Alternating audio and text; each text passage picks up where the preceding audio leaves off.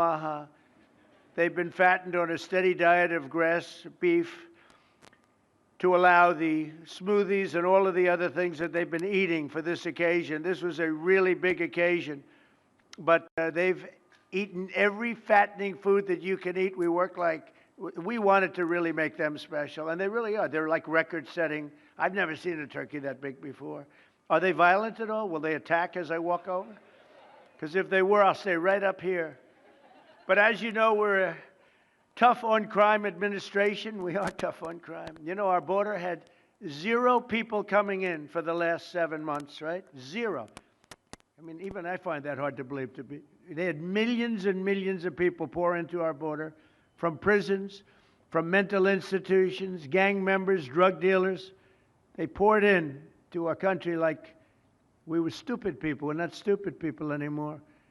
But nobody's ever seen anything. The job that they've done on the Tom Homan, Kristi Noem, the whole group, the job they've done on the border is almost like a miracle. We have, and the people that make these statistics that said 0, they've said 0 for the last 7 months.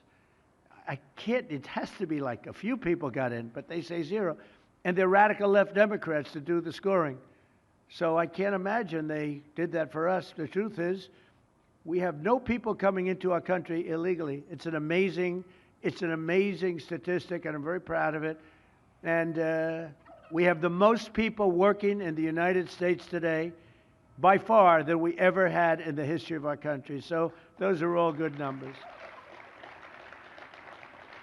But instead of pardons, some of my more enthusiastic staffers were already drafting the paperwork to ship Gobble and Waddle straight to the terrorist confinement center in El Salvador. And even those birds don't want to be there. You know what I mean? It was a tough. I'd like to thank the president of that country. They do a rather efficient job. It's got to be the largest prison in history. I've never seen anything like it. And a lot of people are behaving on our streets now. You know, Washington, D.C. is considered a safe zone.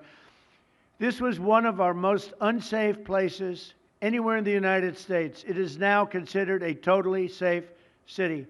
I won't tell you about murders. We're having murders, like a lot of murders, on a weekly basis. We haven't had a murder in 6 months.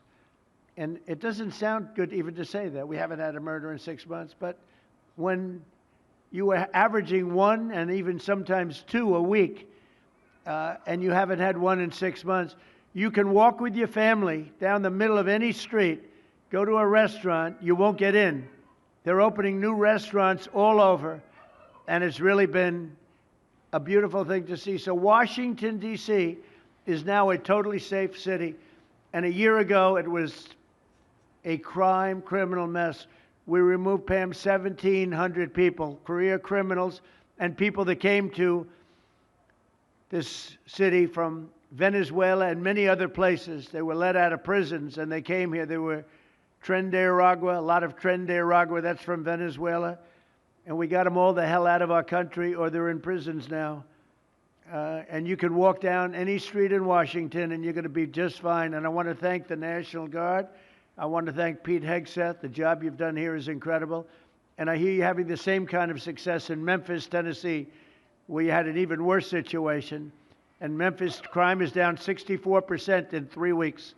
And by the time you have 4 or 5 weeks, you're going to have it down almost where there won't be crime. And we could do that in Chicago, by the way, if they would let us. If the mayor was a low IQ person, but he should understand this. This is a very serious thing. You saw all the crime that took place last night, the night before.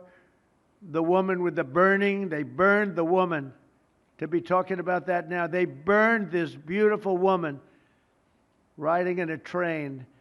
A man was arrested 72 times. 72 times, think of that.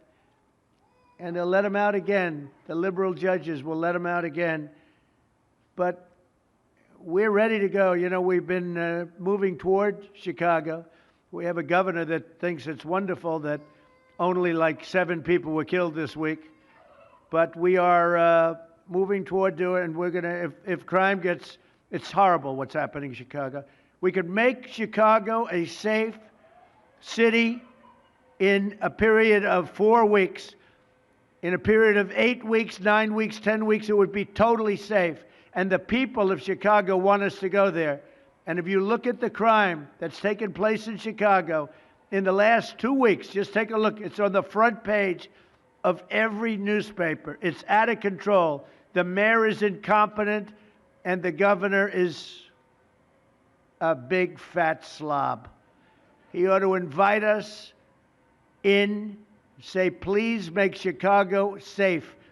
We're going to lose a great city if we don't do it quickly. Make Chicago. We'll do the same thing as we did in D.C., the same thing as we did everywhere we've gone. It's become almost instantly safe. And I want to do it in Chicago. So Governor Pritzker, if you're listening, let's get your act together. Invite us in. We're going to make your place so safe. You're not going to have these crimes that are making the newspapers and the front page of every newspaper and television story, news story. We'll make Chicago a safe place very quickly. I looked at the various cases, granting mercy, discovering that the terrible trauma that everyone's going through. And I had a little bit of a Pritzker joke. I was going to talk about Pritzker in size, but when I talk about Pritzker, I get angry because he's not letting us do the job. So I'm not going to tell my Pritzker joke. They have a very cute little joke, you know. Some speechwriter wrote some joke about his weight. But I would never want to talk about his weight. I don't talk about people being fat. I refuse to talk about the fact that he's a fat slob. I don't mention it.